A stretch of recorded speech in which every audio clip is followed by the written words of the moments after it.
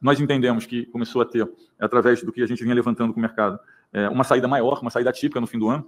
A parte de dividendos, você consegue ver quanto que as empresas estão pagando em percentual de dividendos. Ela estava acima da média. É verdade também que as empresas tiveram um resultado maior, então isso também aumenta o fluxo.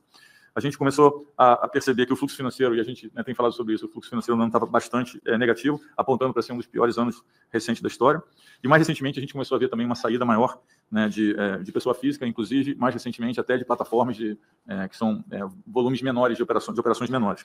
Então a gente, quando faz isso, quando a gente identifica um fluxo desse, o que a gente faz, a gente discute entre a gente qual é a ideia do tamanho do fluxo, e a gente tenta fazer uma intervenção que ela se contrabalanceie em relação ao fluxo que a gente está vendo. E, geralmente, a gente fatia, né, esse volume que a gente entende que é o razoável para suprir essa liquidez em alguns dias. Essa é exatamente a mesma história que eu contei da outra vez, porque é exatamente da mesma forma que a gente está fazendo. Tá? Hoje nós fizemos um leilão.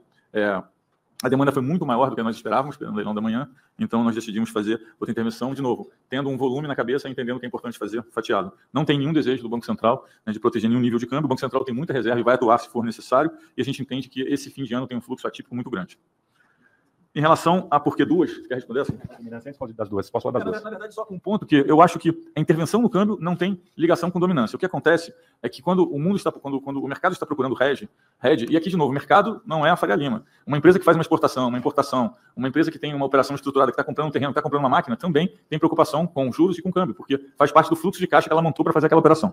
Então, o que a gente entende é que quando você atua no mercado, tem um transbordamento para o outro, quando alguém está procurando hedge. Então, se a gente faz uma intervenção no câmbio e alguém está procurando hedge, por exemplo, para risco país, a gente tem um transborde para a taxa de juros. A gente, de nenhuma forma, acha que isso é dominância. Isso é uma coisa que a gente sempre disse, inclusive, que é a razão para a gente nunca defender preço no câmbio, porque a gente tem uma busca por hedge que pode transbordar para a taxa de juros, em geral, a taxa de juros longa. Então, só colocando esse ponto que esses dois fatores, intervenção em câmbio e dominância, através, vamos dizer assim, dessa contaminação de juros, não é dominância, é simplesmente uma busca por hedge que acaba tendo uma alternativa. Pode ser que realmente nós estejamos em uma fase de um fluxo atípico, mas pode ser que esse fluxo atípico seja hedge.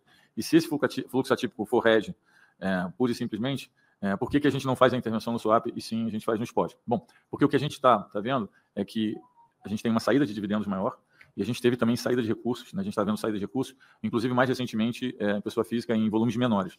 Isso não é, na verdade, procura por hedge em si, é um hedge em termos de um hedge que se faz presente através da saída física do câmbio. Mas isso não significa que a gente não vai atuar daqui para frente swap. A gente sempre olha, né, as demandas, olha os fluxos, vê o que está mapeado na Petax, o que é saída física de fato, e a gente escolhe o melhor instrumento. Acho que a gente tem uma liberdade entre os instrumentos, e não em nenhum momento a gente está passando a percepção de que a gente só vai atuar em um ou em outro instrumento. A gente vai analisar caso a caso. Até agora a análise foi de que era importante atuar no spot pelo tipo de fluxo que a gente estava vendo. E se isso chama mais especulador, eu acho que... eu não gosto da palavra especulador, né? Acho que o Gabriel já falou sobre isso. Eu acho que o mercado é um conjunto de preços, né? E é um conjunto de preços que tenta refletir opiniões e que não são só de investidores financeiros, são de investidores do mundo real. Como eu disse, gente fazendo hedge, pessoas que estão fazendo projetos de longo prazo. Então, nós não olhamos nesse sentido, nós estamos simplesmente tentamos ver se aquele movimento tem alguma disfuncionalidade, se está tendo algum gap de liquidez, se alguma coisa aconteceu num período que já tem um fluxo que está muito atípico. Isso significa que não existe defesa de preço, e sim uma interpretação, né, naquele momento, de que se o Banco Central não atuar, a disfuncionalidade pode levar, né, a uma reação de mercado que poderia ter sido combatida, né, por uma intervenção, e é para isso que as reservas existem, de novo, sempre dizendo que não é para fazer política monetária, não é para gerir dívida pública, é sim para combater disfuncionalidade de mercado. Obrigado. Eu também sempre disse que ficaria até o fim do mandato, independente de qualquer tipo de pressão. Então, estamos aqui na última semana. Sempre disse que colocaria a institucionalidade do Banco Central acima de interesses pessoais e políticos. Eu acho que as decisões do Copom provam isso ao longo do tempo. Sempre agi de forma técnica, e todos no BC, principalmente da diretoria, podem atestar isso. E sempre disse que faria uma transição mais suave possível, respeitando a institucionalidade e impulsionando o processo de autonomia que foi criado. Sobre a transição. Acho que se fizerem uma avaliação das últimas transições do Banco Central, vão perceber que essa foi a mais bem planejada, independente da polarização política e das críticas. Sempre pensei, como é que seria uma transição suave? Como seria sair de cena da forma mais construtiva possível, impulsionando a institucionalidade do Banco Central?